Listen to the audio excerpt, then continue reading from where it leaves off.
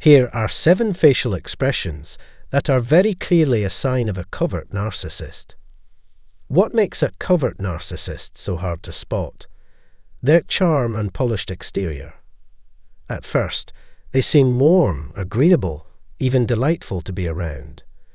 But beneath that carefully crafted mask lies a predator, calculating and deceptive. They aren't just a wolf in sheep's clothing. They are a master of disguise. Today, I'm exposing them for what they truly are, because while their words can deceive, their body always betrays them. The topic for today is 7 facial expressions that reveal a covert narcissist.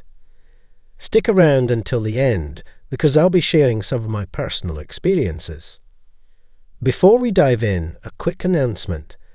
I've just launched a brand new program designed to help you heal from betrayal trauma after narcissistic abuse.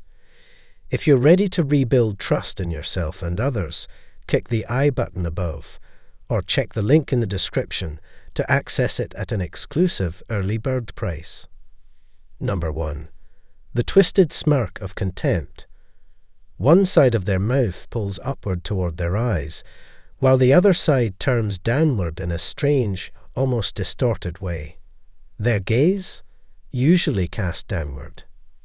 If you've ever been on the receiving end of this look, you know how unsettling it is. You can feel the hostility, but you can't quite place why. It's their silent way of punishing you, of expressing disgust or anger without saying a word. This isn't just a smirk, it's a sneer laced with mockery. And the worst part, it leaves you questioning yourself. Did I do something wrong? Should I apologize? Should I step back? The uncertainty it creates fuels anxiety, keeping you off balance. I saw this expression countless times from my own mother. If she wanted to punish me for something she perceived as a slight, something that wasn't even wrong, she would flash this exact look.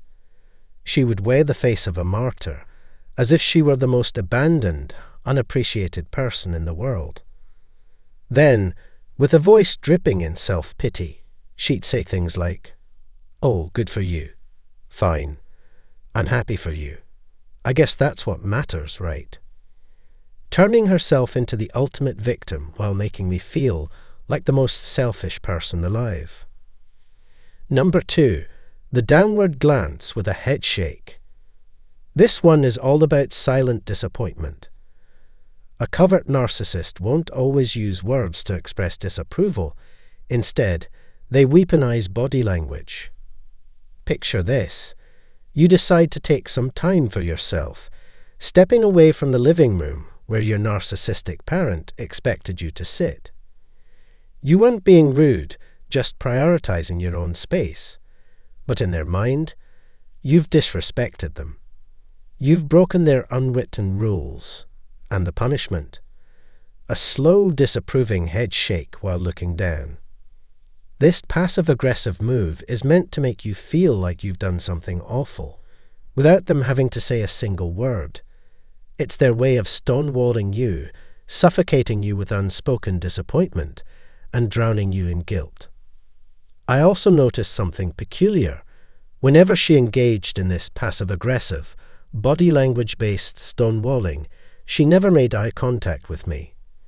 Instead, her gaze would drop downward, subtly implying several things. That I had somehow attacked her. That I had disregarded her, making me an ungrateful child. That I should feel ashamed, like I was unworthy of respect, acceptance, or even acknowledgement. Number 3. The deep sighs and over-the-top eye rolls. Ever been in a conversation with someone who lets out an exaggerated sigh as you speak? Maybe they roll their eyes so dramatically, it's practically a performance. This isn't just rude, it's a calculated move designed to make you feel like you're overreacting, being too sensitive, or just plain annoying. A covert narcissist does this as a way of dismissing your feelings without ever having to say it outright. They want you to feel like you're making a big deal out of nothing, that you are the problem. But let's be clear, When someone is trying to open up, whether it's a partner, friend, employee, or even a child, the respectful thing to do is listen, to hold space for their concerns. A narcissist won't do that because they lack empathy. Rolling their eyes, sighing, looking away. These are all signs of their hidden superiority complex. It shows that they see others as beneath them, as nuisances, as obstacles to their comfort. Their message is clear. Stay quiet. Stop complaining. Accept the abuse. Number 4. The deadly stare. Dagger eyes of a covert narcissist. If you think an overt narcissist's rage is bad, wait until you've been on the receiving end of a covert narcissist's silent aggression. On the surface, it may not seem as intense, but the damage runs far deeper. I know this firsthand. My father was an overt, malignant narcissist, while my mother was a covert one. My father's anger was explosive. He would lash out, yell, and then retreat into silence. But my mother, her rage didn't fade quickly. It simmered. It built, until it became something truly terrifying. I'm talking about those dagger eyes, the kind of stare that feels like a weapon, the kind that doesn't just look at you, it pierces through you, filled with pure hatred. It's the look that makes you question whether you're truly safe in that moment. My mother only gave me this look a handful of times, but every single time it sent chills down my spine. It was like witnessing a complete transformation, as if something inhuman had taken over her. And once that look appeared, the explosion would follow. Screaming, crying, total chaos. It was like a demon being unleashed. Have you ever experienced this kind of terrifying shift? Let me know in the comments. Number 5. The fake laughter. Especially when you're being serious. Covert narcissists have a way of making a joke out of anything that doesn't revolve around them. If you try to have a serious conversation, if you express a boundary, if you ask for something reasonable, their response: mockery. Imagine telling them, "I'm working on an important project, and I really need some quiet time.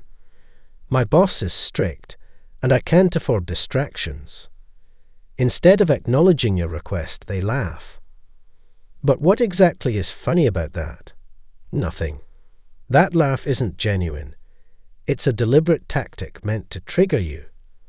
They don't just dismiss your concerns. They trivialize them. They want to make you feel ridiculous for even asking. Because to them, your needs don't matter. Because their ultimate aim is to tear you down.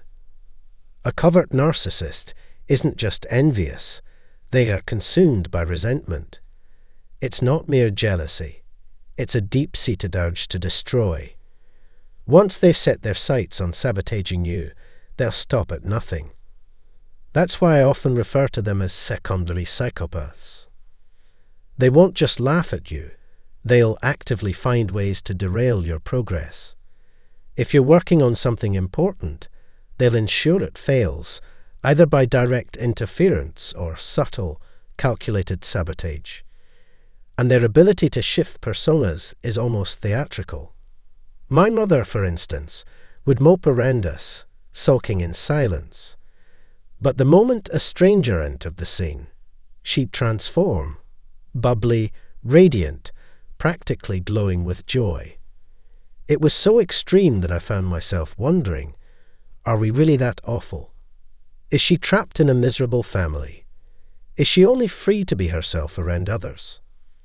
But no, it was all an illusion. It was shape-shifting at its finest.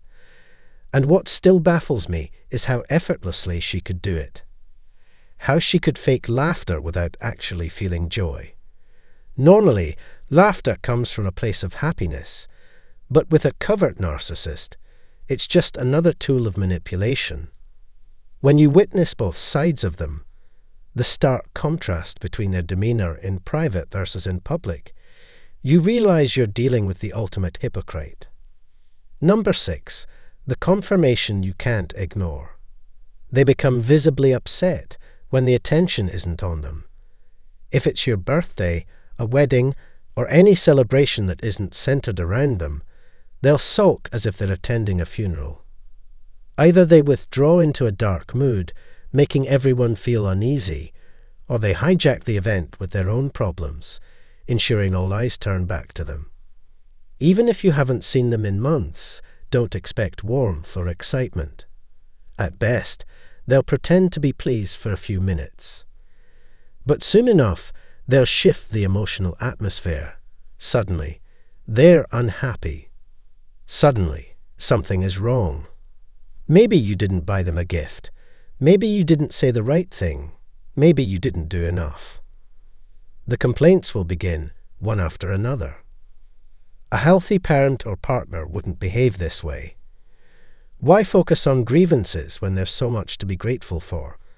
But that's not how a narcissist's mind works. Number 7.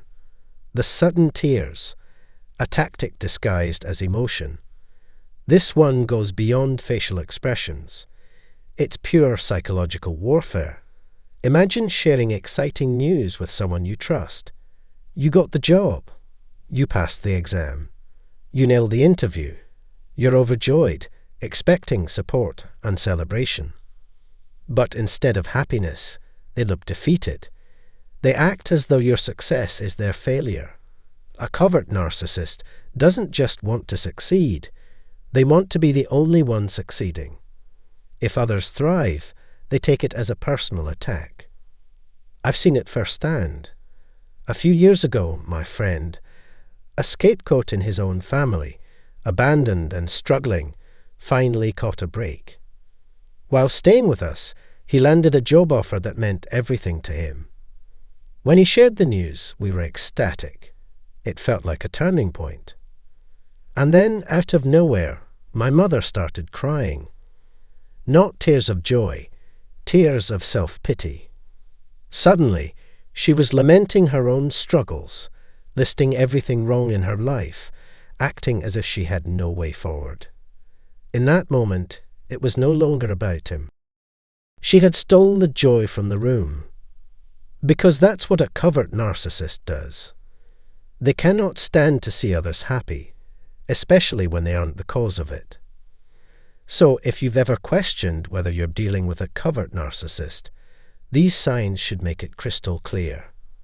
The smirks, the exaggerated sighs, the eye rolls, the calculated emotional shifts. These are all trademarks of someone who is manipulative, self-serving, and utterly lacking in empathy. With that, we'll wrap up this episode. I hope you found this insightful. Drop your thoughts in the comments. Have you experienced these behaviors? Let's talk about it. I'll see you in the next one. And until then, as always, let the healing begin and continue.